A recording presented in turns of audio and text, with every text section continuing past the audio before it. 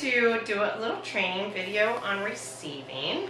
Basically, anything that comes into this building associated with our chicken processing, there needs to be a procedure about how it comes in and what happens to it. So, and there's actually all kinds of stuff to come in here.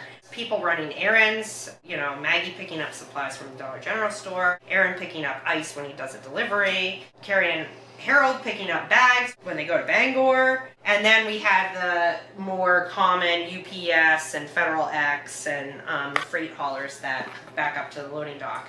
Most of the time goods are left in the hallway or placed in these handy dandy receiving shelves. And so, or they're more commonly just left in the middle of the floor. If they have special storage needs, like ice or casings or maple syrup, they need to be placed in the freezer or refrigerated storage. Ice is something that we manage and get. It's pretty self-evident. That's where it goes. You know, things like the casings that ship via a carrier or is a little more problematic because I don't know that that carrier is going to go put it in the fridge for me. You know, it basically is like I need to know that those are coming. We need to be watching out for them.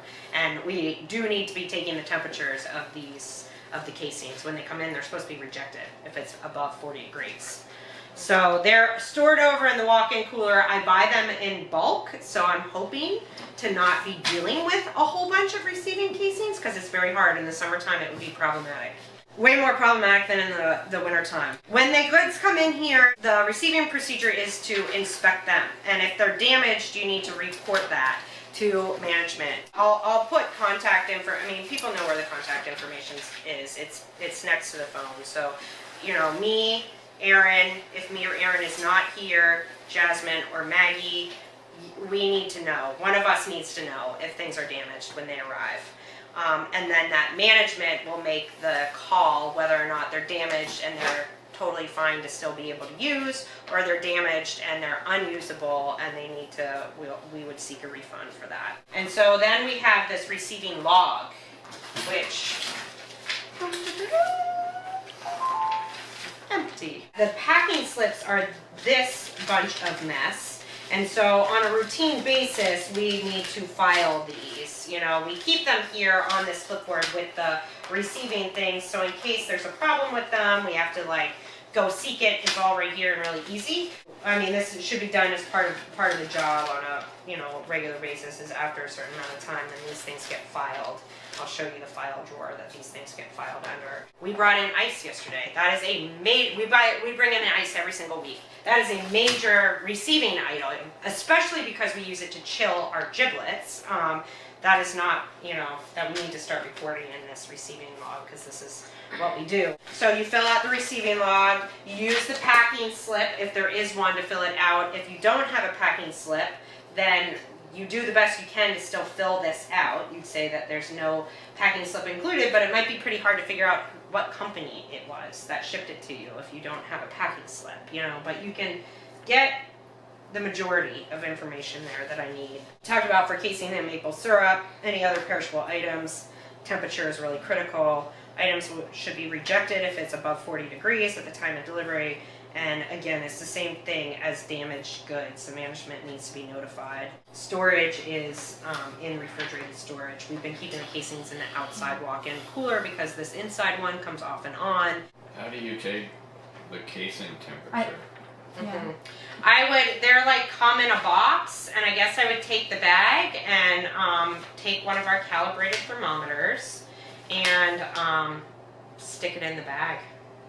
And then that bag's going to be unsealed, so then you probably need to like get a double bag and put that bag over top of it with a twist tie. So the outside cooler, but not the freezer. That right. would be in they should not be frozen. Yeah. Okay. They need to be kept below 40 degrees. Let's say between 32 and 40 degrees. All of these things, even our chemicals that come in, have a preferred storage temperature. Things like totes and scrub brushes, who cares? Labels? there is a storage temperature associated with them, and I bet it's not listed on this packing slip, but those scale labels were a nightmare. Largely around storage temperatures. But I mean, this is kind of like where this stored where column comes into play. Like, you have to be storing these things within this temperature range, and there's things that are more sensitive than others. So these chemicals too, like, they can't be frozen, you know, and they can't be too hot. And some of them might require refrigerated storage, but none of the chemicals that we're using right now does require refrigerated storage. This is to my benefit to do this, because if I do this, then I can have proof that, like, I don't have to throw it all away or whatever, because it's fine, you know. If it's not written down here and I don't have proof, then I think that I worry the assumption is going to be default. You can't prove those sausage casings came at 38 degrees, default. We're going to assume it came at a higher temperature and you can't use them.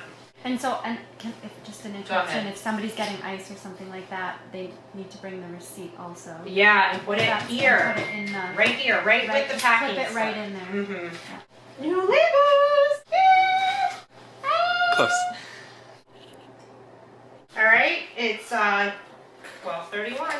Items received, new chicken labels. I got the packing slip. Ship from Growers Discount.